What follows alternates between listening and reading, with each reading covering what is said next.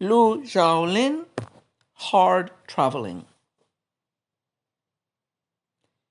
Can't you see, there north of Chang'an's walls, by the Wei River Bridge, that bare, withered tree, chopped across, lying in an ancient field? In days of old, it filled with red, then filled with purple, and always there lingered the fog, and also lingered the mist. In spring light and spring wind, its flowers seemed like snow. A constant rumble, scented wood carriages and coaches fitted with jade. Was there ever any traveller who failed to break a spray? Was there ever any singing girl who failed to snap a sprig?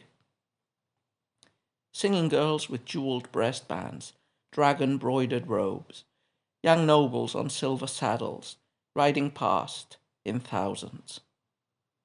One by one the orioles were coy among its flowers, and pair by pair bluebirds played there with their young. Its 1,000-foot boughs, its 100-foot branches, blotted out moon's cassia and the elm of the stars. Upon its leaves of coral there were mandarin ducks, and in the nests of phoenixes were the phoenix brood. The nests fell, the branches broke, the phoenixes went away. Boughs withered, leaves fell, bearing the blasts of the wind. In one morning it was stripped bare, and no one came any more. Then an eternity of ruin. How can you understand? In human life, glory and want never cease to change. Goes in a flash, goes in an instant, cannot trust to it long. Who is there can hold the sun over the western mountains? Who is there can dam and stop the eastward flowing stream? Trees on the tombs of the house of Han fill the land of Qin, all coming hither or going hence, all to be lamented. Since ancient days, the dukes and lords had their ton of rice a year, and all made plans that their glory last 100 centuries. Where now do you see their crimson lips, their fair faces? You only hear of pale thorns on the graves and the yellow springs. A time will come when your gold and your sable must be sold to buy wine. Jade flakes of flowers ever cast, flattering countless coins. I send these words to you who lodge in the offices of the gods. When you hang here between life and death, you see true friendship. Come not to the foot of the palace, the gate of the blue dragon.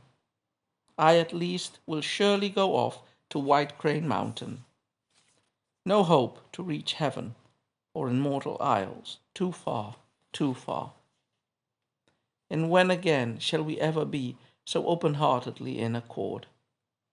I wish only the span of King Yao, a mere 1,000,000 years, to be forever the hermits Chao and Yo, never leaving that life. So today, as you can see, we had a rather long poem, one of the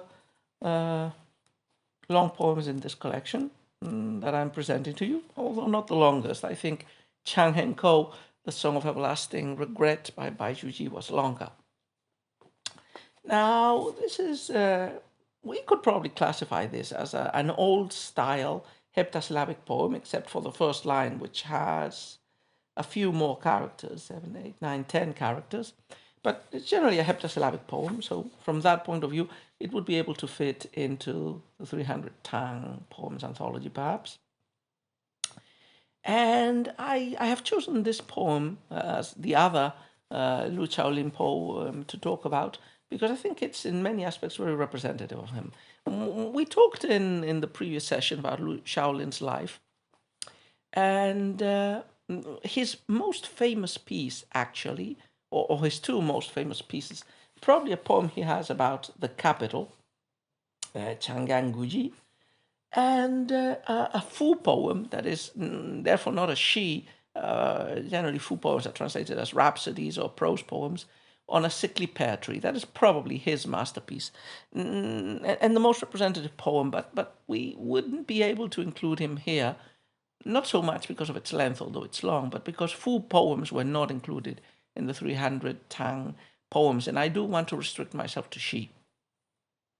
In many aspects, this poem is similar to that one. So these long poems by Lu Zhaolin feel a little bit in the style of the Fu or of parallel prose, with couplets that are, very much match the one to the other, with a length and breadth that allows for the explanation of more elaborate or more complicated topics than the short form of the Shi allows for. So this is a poem. Let's go to its generalities. It's a poem titled "Hard Traveling," which is actually that's in Xinglunan. It's the topic of a traditional Juefu, therefore ballad type of poetry. There were poems made by Bao Zhao, who was a 5th century period of this Union poet, who took this popular form, and he wrote different poems in the Xinglunan style. These poems were primarily on themes of impermanence and personal failure, and they were very popular among writers in the 660s, 670s.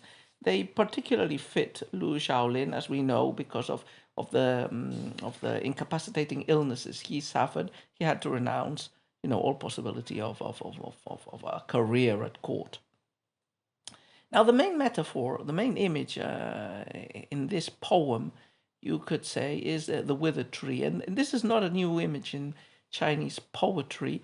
The great period of this Union poet Yu Xin had employed it, and it would have an afterlife as well. I think Du Fu also employed it in some poems, but Lu Zhaolin really epitomizes it in that poem, which we're not going to read today, the poem on the sickly pear tree, and the association between a sickly tree and a handicapped, semi-paralyzed human. It's a very straight one to make.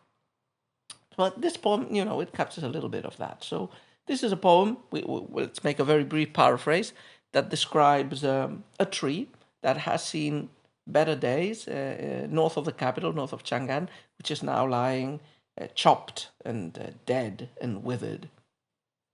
And the tree is obviously, it could obviously act as a metaphor for the poetic persona of Lu Zhaolin, but if you read the whole poem, it really doesn't feel that the tree is specifically Lu Zhaolin. It's actually a symbol of the passing glory, of the transitoriness of all humans, of all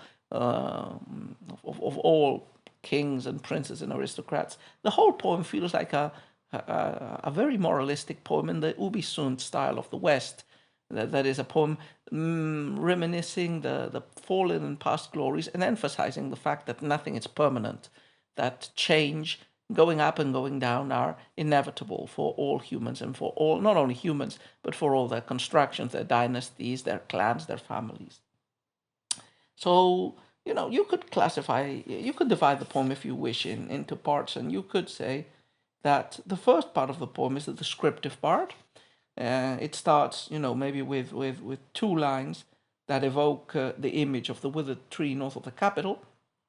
Then in the next section, immediately following, you get a description of how the tree was in those days of yore in which it flourished, in which it was beautiful and massive, and all the aristocracy came to enjoy themselves at the foot of the tree, how it was imposing and magnificent. Then there is the change in the next section where the tree falls down and it's a ruin. And in that section is actually very brief, and it leads to you could say the moral, the message of the poem, which is directly spelled out, which is so sic transit gloria mundi. So everything in human life, just like this tree, is subject to change, to never-ending change and decline and fall. And then we get a little bit of a lesson or a speech on how these things have happened, how time is not stoppable, how the great dynasties and lords of the past have all passed away. And finally, the last section of the poem brings this historical lesson to the present through an imprecation by Lu Zhaolin to his fellow courtiers, to the people who are serving in the offices of the gods, which in this case refers to the palace. So it ends up with a call to the hermit life, which Lu Zhaolin pretends or declares that he is going to follow. So the main topics of this poem, it's a very didactic poem, if you wish, with this big metaphor that is clarified in the second half. The main topic of the poem is the sunt, the transitoriness and change of human fortunes, and the call to eremitism, to abandoning the life at court and worldly ambitions as irrelevant and pointless in the long run. Okay, let's take a look at the poem couplet by couplet as usual, although we won't be stopping too much because otherwise this recording would take an hour. So the first couplet, which could be, as I said, a section to itself, is an introduction, which basically puts the focus on the objects that is going to be used as a metaphor. These stimulus in nature already appear in a way in the oldest of Chinese poetry collections, the Xijing, where they are called generally xing. So they are natural objects that evoke a specific emotion. Can't you see there, north of Chang'an's walls, by the Wei River bridge, that bare, withered tree chopped across, lying in an ancient field?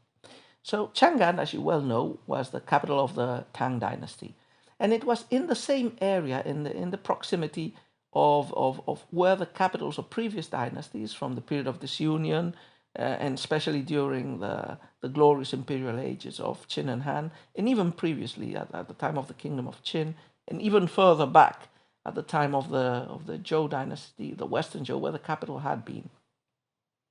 So Chang'an had been the Han capital, the Western Han capital, but the new Chang'an, which the Shui dynasty had built, was to the south of it. So north of Chang'an's walls, where Chang'an is now referring to the Tang capital, by the Wei River Bridge, that area represents the place where the old Han capital, where the old Chang'an had been. So it's very appropriate that the tree is in an area which during the Tang was basically a park for the emperor, but which still contains some of the ruins of that glorious past, of the Han dynastic past, but in ruins. So already locating us in this mentality of seeing the ruins of the past through this ruined tree that is lying on an ancient field. So we continue and we get the description of this tree, not as it's looking now, but as it looked in days of yore. In days of old it filled with red, then filled with purple. And always there lingered the fog, and also lingered the mist. So, it was a nice tree. Leaves fell and changed color from time to time. It was surrounded by mists. In spring light and spring wind, its flowers seemed like snow. A constant rumble, scented wood carriages and coaches fitted with jade.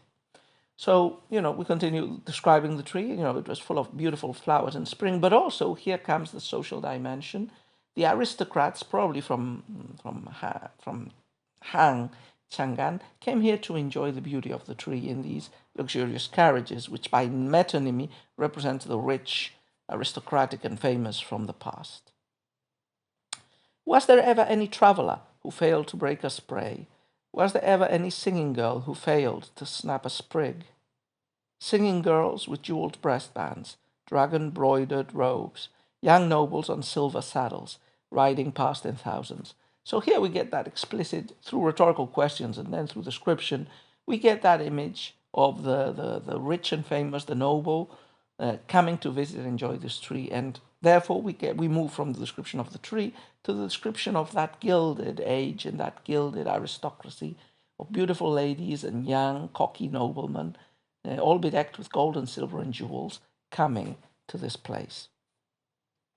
The next line takes us back to nature again, but it's metaphorical because these nobles and singing girls coming to the trees are like birds, are like natural animals roosting by it. One by one, the orioles were coy among its flowers, and pair by pair, bluebirds played there with their young. So this tree was a refuge for those different types of birds, just as it was the meeting place of lovers and the beautiful people.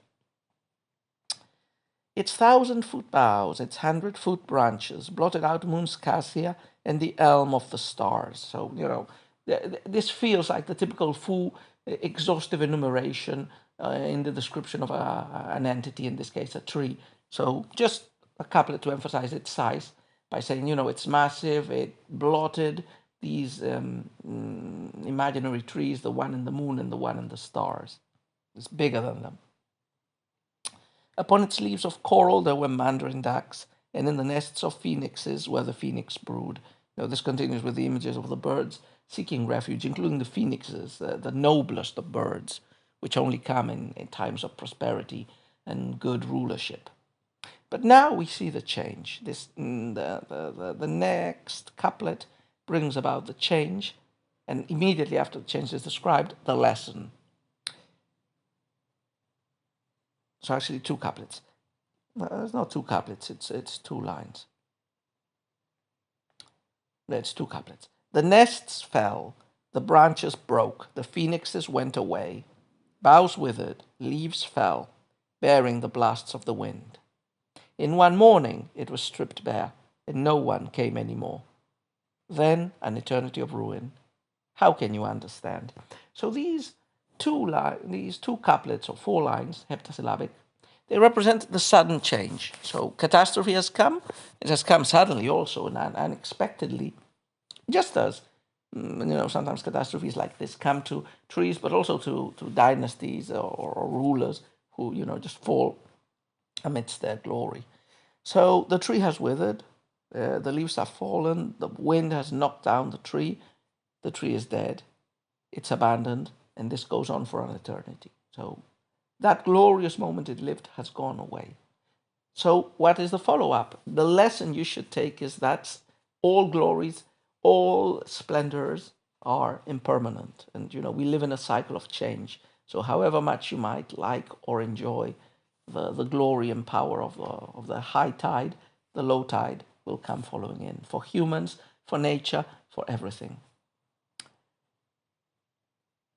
And it ends, how can you understand? It ends with this pathetic imprecation, which is typical in the rhetorical style of this sort of poetry, in the form of, how can this happen? Why does this happen? In human life, glory and want never cease to change. Goes in a flash, goes in an instant, cannot trust to it long. So this is, in essence, the message of the poem. It's just stated in these 2 lines. Power, glory, success, richness, poverty, they alternate. Nothing is stable. You might be powerful and famous today, and poor and unknown tomorrow. Even if your life passes with relative comfort, that does not guarantee your sons and grandsons will not meet a change in fate. Change is a universal constant. Who is there can halt the sun over the western mountains? Who is there can dam and stop the eastward flowing stream? So 2 images from nature are brought up just to hone in the idea that nature has its cycles which are unstoppable. Just as you cannot stop the sun from rising, just as you cannot stop the water from flowing, you cannot stop change from happening and prosperity to arise and decline to follow up, and in a never-ending cycle. So this is illustrated with nature images. In the next couplet and in the next lines, it's illustrated with social and cultural images. Trees on the tombs of the house of Han fill the land of Qin. All coming hither or going hence, all to be lamented. So the land of Qin is the territory of Guangchong, the land within the passes, which had been the heartland of the kingdom of Qin, then of the Qin Empire, then of the Han dynasty. And until the Tang, this was the capital area, one of the most prosperous and rich areas of China, and generally the place where capitals were placed when China was unified.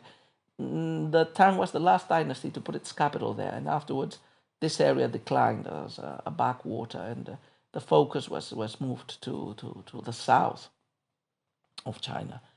So, but this area had a lot of prestige and had a lot of history there. So this land of Qin, connecting with the past, is full of the tombs of the kings of the Han. So these tombs, again, evoke the fact that the Han dynasty, which had been so prosperous, is no more, and its emperors lie dead in their tombs. And all the people who once lived here, the rich and the poor, they've all gone away, they've all died, they're all to be lamented. Since ancient days, the dukes and lords had their ton of rice a year, and all made plans that their glory last 100 centuries. Where now do you see their crimson lips, their fair faces? You only hear of pale thorns on the graves and the yellow springs. So again, this is an amplification and continuation of the previous topic, moving now from the emperors to the aristocrats. You had all these members of the court, all these members of the nobility, dukes and marquises, important civil servants, rich people. They had their ton of rice a year because they were paid in at least nominally in pecks of rice that one should receive based on one's position. And they planned for their lineages to never end and for their prosperity to last, but no, it has disappeared. All these great men of the past are no longer anything. The best they can aspire to, some of them, is to be a fleeting memory or a footnote in a historical chronicle. But they've gone away. We only have the graves and the Yellow Springs. Yellow Springs is like Hades for the Chinese, like hell. But not the fire and brimstone hell, the place where dead souls go and wither amidst silence and nothingness. Okay, so the last section of the poem brings this historical and you could say natural lesson of change and fleeting glory back to the present, and feels like an imprecation to Lu Zhaolin's fellow courtiers. Heed this message. A time will come when your gold and your sable must be sold to buy wine. Jade flakes of flowers ever cast, fluttering countless coins. So, to you, the rich now, the ones who are courtiers who wear gold and sable, you are in prosperity now, but you will come perhaps to adversity and you will have to pawn or sell your own clothing. Yeah? Things change. And, I'm warning you, and this continues. I send these words to you who lodge in the offices of the gods, where the offices of the gods are the offices of power. Heaven and the gods are generally equated with the court and the emperor. When you hang here between life and death, you see true friendship. Come not to the foot of the palace, the gate of the blue dragon. So it says, only when you're in difficulty do you see your true friends. And, don't come to the palace. Don't obsess yourselves with serving. Take the other path, the path of retirement, of renouncing, of the eremitic lifestyle, which Lu Zhaolin is going to promote and which he is going to follow in the poem and probably also in reality. I at least will surely go off to White Crane Mountain. No hope to reach heaven or immortal isles. Too far, too far. So this is interesting. Lu Zhaolin is abandoning the world, but he is explicitly saying he does not hope for immortality. He does not aspire, even though he dabbled in Taoistic practices, in the hope of, through those practices and alchemy, to be able to reach immortality. He seems to conform himself with a less ambitious objective, although, of course, he might be being a bit ironical because, his less ambitious hope is just to live 1,000 years or so. And when again shall we ever be so open-heartedly in accord? I wish only the span of King Yao, a mere 1,000,000 years, to be forever the hermits Chao and Yo, never leaving that life. So he is abandoning the world.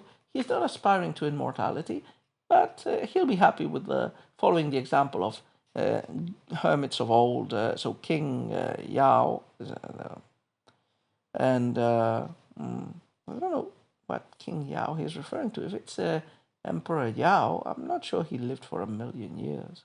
Maybe there are some legends I do not know that talk about that. In the case of Chao and Yu, he's referring to two sages from remote antiquity who refused to serve in office. And I think who are related with Yao the Great, who tried to abdicate his throne on them. So he says, I just want to follow these models of the past and live a retired life. So that will be all for today. I think this is quite an interesting poem. And as I said, it summarizes some of the interesting aspects of Lu Zhaolin's persona and his poetic style.